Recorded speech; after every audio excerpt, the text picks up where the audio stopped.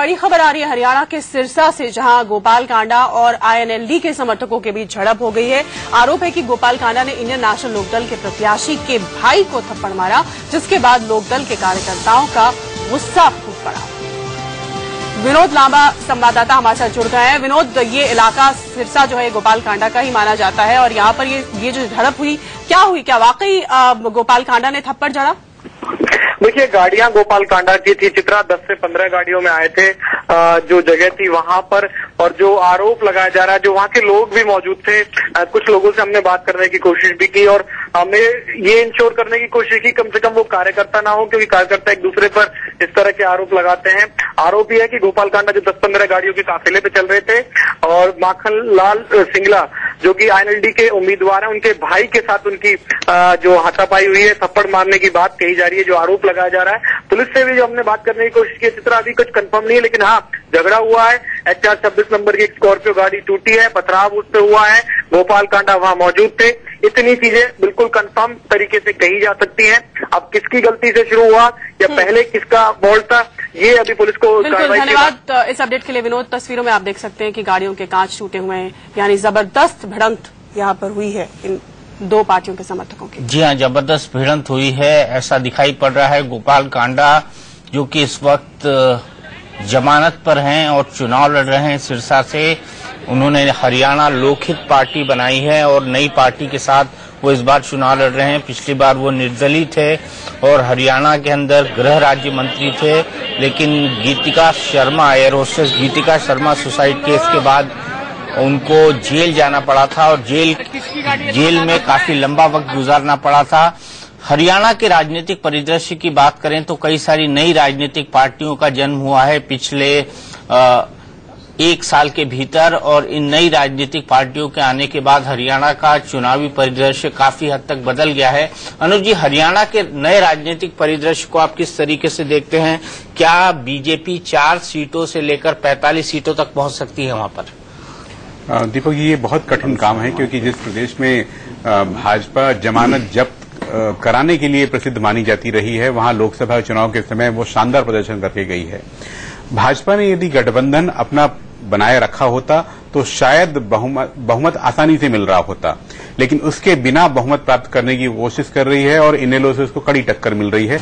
मुझे लगता है कि बहुमत से कुछ कम रह जाएगी वो, और वैसे में ये जो छोटी पार्टियां हैं वो उसके काम आ सकती हैं। छोटी पार्टियां काम आ सकती हैं। रामकृपाल जी, आपको क्या लगता है, हरियाणा में बीजेपी ने एक जुआ खेला है? दीपक जी, मुझे लगता है कि हरियाणा में बीजेपी की रणनीति बहुत सही है। आप देखिए उत्तर प्रदेश में, हालांकि लोकसभा की बात करें, उत्तर प्रदेश में जहां बीजेपी इतने सालों से आईसीयू में चली गई थी, वहां से अचानक जो चौथे नंबर की पार्टी थी वो पहले नंबर की ही नहीं बनी, उसने सारे रिकॉर्ड तोड़ दिए। बीजेपी 1984 में 2 सीटें मिली थी पूरे देश में उसको, आज 288 है। तो मेरा ये कहना है कि जो परिवर्तन होता है वो सांप की गति से नहीं होता, कई बार वो मेढक की छलांग की तरह होता है। और जैसा मैंने पहले आपसे कहा कि देखिए, बीजेपी राष्ट्रीय स्तर पर वो समीकरण अपने बना रही है। महाराष्ट्र में भी गई तो वो जानबूझ करके ऐसी शर्तें बीजेपी ने रखी थी ताकि उसका शिवसेना से अलायंस टूट जाए, क्योंकि वो महाराष्ट्र में अपने बूते बढ़ना चाहते हैं। हरियाणा में भी बीजेपी जो अगर 2-4 सीटें, जैसा कि हमारे मित्र ने कहा, कम भी पड़ जाएंगी तो भी सरकार सिंगल लार्जेस्ट पार्टी अगर बीजेपी आती है बनेगी उसी की। तो ऐसे में क्या है कि अपने बूते लड़ करके आप जिन सीटों पर नहीं जीत पाएंगे वहां भी आपका वोट % बढ़ेगा और पूरे हरियाणा में आप करेंगे। और जैसा कि लोकसभा में जो परफॉर्मेंस रहा है बीजेपी का, अभी भी जैसा प्रभु जी ने कहा कि मोदी एक चेहरा महामोदी, अभी मोदी का असर है। और मुझे ऐसा लगता है कि बीजेपी ने एकला चलो का फैसला करके सही रणनीति अपनाई है। प्रभु, क्या बीजेपी गठबंधन बचा नहीं पा रही है या उसकी रणनीति है कि उसको अब अकेला चलना है? एक बात बताऊं, पहले जो मैं पूरी बात करता हूं, मोदी मोह अभी भंग नहीं हुआ, ऐसा दिखाई देता है। परंतु सवाल ये जो आप सवाल उठा रहे हैं कि ये कोएलिशन पॉलिटिक्स कर पा रही है कि नहीं कर पा रही है, कि नरेंद्र मोदी और शाह साहब जो हैं ये किसी कोएलिशन पॉलिटिक्स में विश्वास करते नहीं है। ऐसे उनके अनुभव से, उनकी बातचीत से, उनकी बॉडी लैंग्वेज से पता लगता है। वो क्योंकि गुजरात में रहे हैं, एक ही पार्टी थी, वहां एक ही नेता था, वहां बाकी सब कुछ नहीं था, ना विश्व हिंदू परिषद थी, ना अपनी पार्टी के लोग थे। तो उन्होंने उस तरीके से राज्य को चलाया है और उसका विकास किया है। वो मॉडल उनका सफल रहा है। वही मॉडल शायद वो सारे देश के ऊपर लगाना चाहते हैं। परंतु एक बार मैं बता देना चाहता हूं कि जब भी परिवर्तन बड़े बड़े हुए हैं तब कोई ना कोई नेता सामने से आया है, चाहे वो वीपी सिंह रहा हो किसी जमाने में, चाहे इंदिरा गांधी रही हो, चाहे राजीव गांधी रही हो। एक नेता जब आया है तो बड़ा परिवर्तन दिखाई देता है। महाराष्ट्र के अंदर बीजेपी कभी भी कोई नेता खड़ा कर नहीं पाई। हालांकि बड़े नेता वहां पर हुए, प्रमोद महाजन हुए, गोपीनाथ मुंडे हुए, परंतु उनको कभी भी चीफ मिनिस्टर प्रोजेक्ट नहीं किया गया। हरियाणा और महाराष्ट्र उसी सिचुएशन, अब सारे देश में परिवर्तन अगर आया है तो इसलिए आया है क्योंकि मोदी नाम का एक व्यक्ति उभर करके सामने आया। लोग एक व्यक्ति को ढूंढ रहे थे, व्यवस्था को चेंज करने की बात नहीं कर रहे। मैं सहमत इस बात से नहीं हूं कि व्यवस्था चेंज करने की बात हुई थी। मैं इस बात से, लोग चाहते थे कि ये मनमोहन सिंह जैसा चेहरा हमारे सामने से हटे, सोनिया जी के साथ नाम पर चलने वाला है। ये एक परिवर्तन की बात थी, व्यक्ति को हटाना लोग चाहते थे कि वो व्यक्ति व्यवस्था को बर्बाद करने वाला समझा गया, ऐसा लोगों ने सोचा।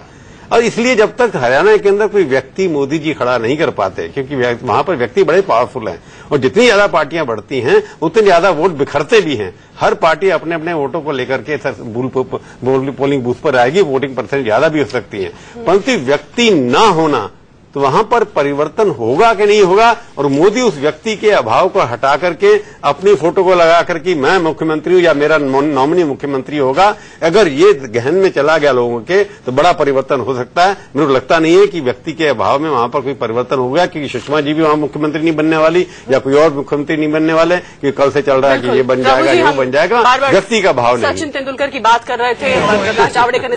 सचिन क्या कह रहे हैं, सुनते हैं।